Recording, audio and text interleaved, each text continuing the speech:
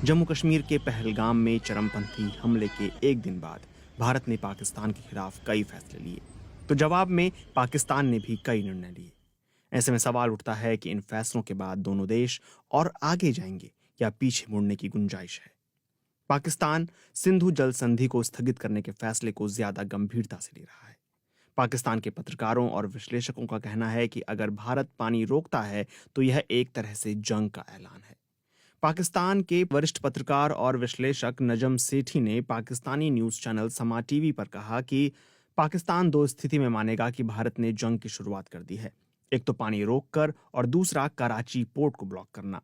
पाकिस्तान इन दोनों स्थिति को एक्ट ऑफ वॉर के रूप में लेगा और ऐसे में हमारे पास अधिकार हैं कि परमाणु हथियार का इस्तेमाल कर सकें।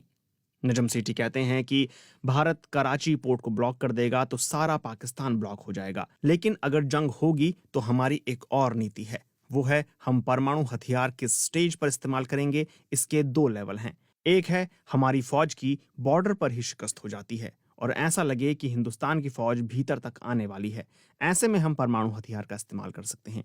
दूसरी स्टेज ये है कि हिंदुस्तान की फौज पाकिस्तान के किसी इलाके पर कब्जा कर लेती है तो हम परमाणु हथियार का इस्तेमाल कर सकते हैं। हम परमाणु हथियार का इस्तेमाल पहले नहीं करेंगे, इस बाध्यता से भी बंधे नहीं हैं। हालांकि भारत इस नीति को मानता है कि वह पहले परमाणु हथियार का इस्तेमाल नहीं करेगा, लेकिन अगस्त 2019 में भारत के रक्षा मंत्री राजनाथ सिंह ने कहा था कि अभी तक हमारी नीति है कि हम पहले परमाणु हथियार का इस्तेमाल नहीं करेंगे, लेकिन भविष्य में ये नीति हालात पर निर्भर करेगी। पाकिस्तान के लिए सिंधु जल संधि का पानी उसके लिए लाइफलाइन की तरह है और कराची पोर्ट का ऑपरेशनल रहना भी कुछ ऐसा ही है। ऐसे में भारत के साथ तनाव की घड़ी में पाकिस्तान को इन दो बातों की चिंता सबसे ज्यादा सताती है। नजम सेठी कहते हैं कि भारत पानी को रातों रात नहीं रोक सकता है। भारत को पानी रोकने में कम से कम 5 से 10 साल लगेंगे। अगर भारत इस फैसले को अमल में लाता है तो चीन भी भारत के साथ ऐसा कर सकता है। भारत थोड़ा बहुत तंग कर सकता है, लेकिन पूरी तरह से बंद नहीं कर सकता है। भारत इसराइल नहीं है और हम फलस्तीन नहीं हैं।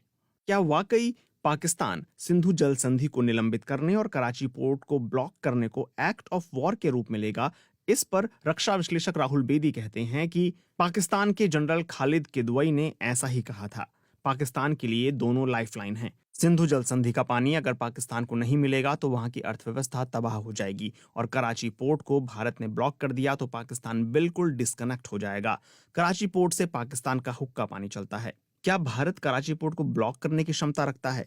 इस पर राहुल बेदी कहते हैं कि भारत की नौसेना अभी बहुत अच्छी स्थिति में है और उसके पास इतनी क्षमता है कि कराची पोर्ट को ब्लॉक कर दे। वहीं भारत में पाकिस्तान के उच्चायुक्त रहे अब्दुल बासित का कहना है कि अब पाकिस्तान 1971 वाला नहीं है और जंग के नतीजे कुछ और होंगे। राहुल बेदी से यही सवाल पूछा गया कि पाकिस्तान 1971 की तुलना में कितना बदल गया है, तो वो कहते हैं कि पाकिस्तान 1971 वाला नहीं है तो भारत भी नहीं है, लेकिन ये बात सच है कि 1971 में युद्ध का नतीजा जितना भारत के पक्ष में था उतना अब नहीं होगा।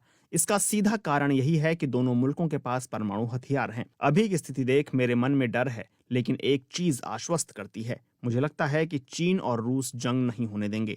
रूस भारत के साथ रहेगा और चीन पाकिस्तान के साथ, लेकिन इन दोनों देशों के लिए रूस और चीन आपस में नहीं लड़ेंगे। ऐसे में दोनों देश यही चाहेंगे कि भारत पाकिस्तान में जंग ना हो।